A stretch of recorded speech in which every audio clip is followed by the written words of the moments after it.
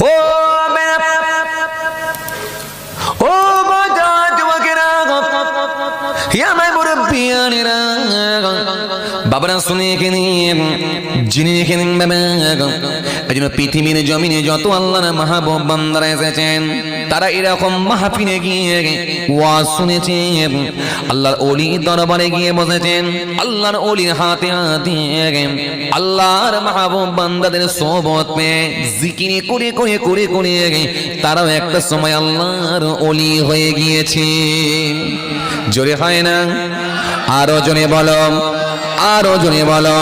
খাজা গরিবে নওয়াজ, খাজা সাহেব, খাজা সাহেব, খাজা সাহেব নাম শুনেছেন।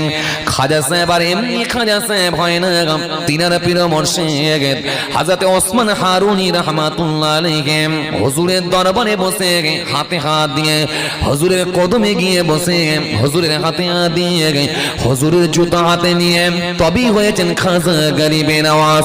হযরত ওসমান হারুনি রাহমাতুল্লাহ আলাইহি খাজা বাবার পীর মুর্শিদ ছিল। বড় পীর আব্দুল কাদের জিলানী তিনি তিনার পীর মুর্শিদের কাছে বসেছেন। একদিন নয়, দুদিন নয়, একাধিক দিন একাধিকবার পীরের দরবারে বসে বসে জিকির করেছেন, সবক নিয়েছেন, তবেই হয়েছেন বড় পীর আব্দুল কাদের জিলানী। ফুরফুরার পীর আবু বকর সিদ্দিক রাহমাতুল্লাহ আলাইহি।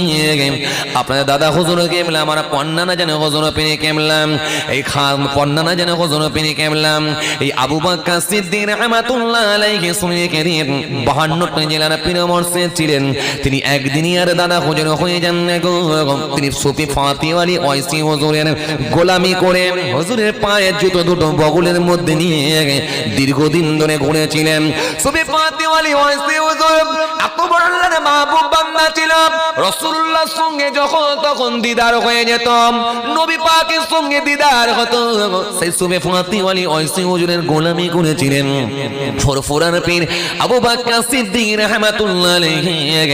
দাদা হুজুর পীর কেবলা ফাতিওয়ালি ওয়াইসি হুজুরের জুতোগুলো বগলে নিয়ে নিচ্ছেন। আবু বকর, হে আবু বকর, তুমি আমার জুতো কেন নিচ্ছ?